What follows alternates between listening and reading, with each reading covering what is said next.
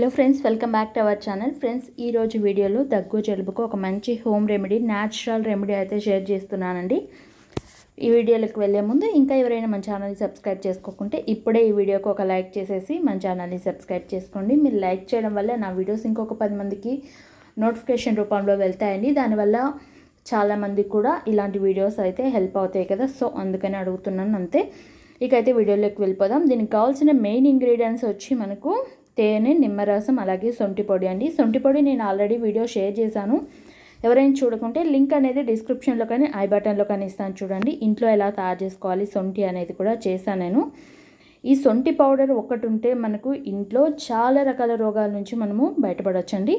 First అయితే మనకు దగ్గు జలుబు వచ్చినప్పుడు చాలామంది కూడా ట్యాబ్లెట్స్ ఎక్కువ యూజ్ చేస్తూ ఉంటారు కదా. ట్యాబ్లెట్లకు అసలు మన బాడీని అలవాటు చేయకూడదండి. ఫస్ట్ అయితే ఏదైనా మనకు ఫస్ట్ ఏదైనా జబ్బు వచ్చిందంటే మాత్రం మనం ఫస్ట్ ట్యాబ్లెట్ల వరకు వెళ్ళకోకుండా ఇంట్లో ఉన్న న్యాచురల్ రెమెడీస్ ఉంటాయి కదండి.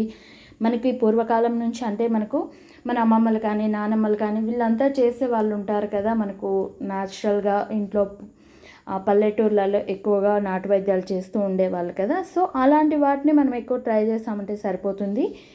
ప్రతి చిన్నదానికి కూడా మనం టాబ్లెట్లు యూజ్ చేస్తామంటే మన శరీరంలో రోగనిరోధక శక్తి అనేది తగ్గిపోతుంది. అంటే ఇమ్యూనిటీ పవర్ అనేది తగ్గిపోయి మన శరీరం అనేది చచ్చుబడిపోయినట్టే లెక్కలోకి వెళ్ళిపోతుందండి. అంటే మనకు మన బాడీ అనేది ఏదైనా జబ్బు వచ్చినప్పుడు దాన్ని ఎదుర్కొనేంత శక్తి ఉండదు. టాబ్లెట్ వేసుకుంటేనే మనకు అది పనిచేసేటట్టు మన బాడీని మనమే తయారు చేసుకుంటాము.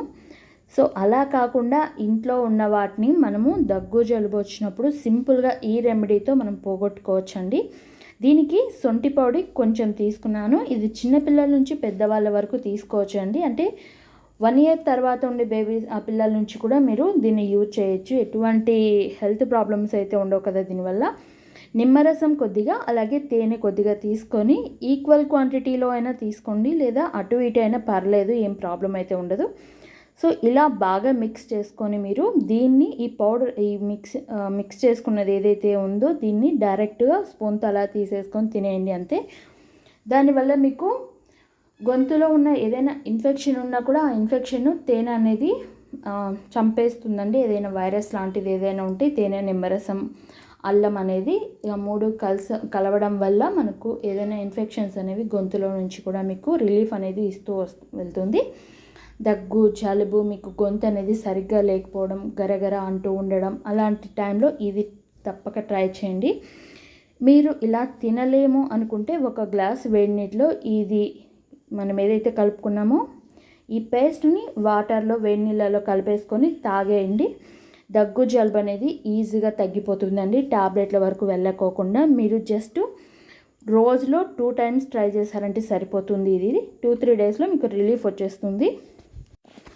మనము సింపుల్గా ఉన్న వాటిని ట్రై చేసామంటే సరిపోతుంది కదండి. వీటి కోసం మనము ఇవి తినలేక ట్యాబ్లెట్లు యూజ్ చేసుకొని మన బాడీని మనమే నాశనం చేసుకునే కంటే కూడా సింపుల్గా న్యాచురల్గా ఇలాంటి వాటిని అయితే ట్రై చేసి చూడండి. ఒక 2-3 daysలో మీకు మంచి రిలీఫ్ వచ్చేస్తుంది. దగ్గు జలుబు అనేది కూడా పూర్తిగా తగ్గిపోతుందండి. ఈ వీడియో మీకు నచ్చితే లైక్ చేయండి, షేర్ చేయండి, సబ్స్క్రైబ్ చేయండి. ఇంకా ఇలాంటి వీడియోస్ కావాలన్నా కూడా కామెంట్ రూపంలో తెలియచేయండి. ఇది తీసుకోవడం వల్ల మనకు ఇమ్యూనిటీ కూడా పెరుగుతుంది.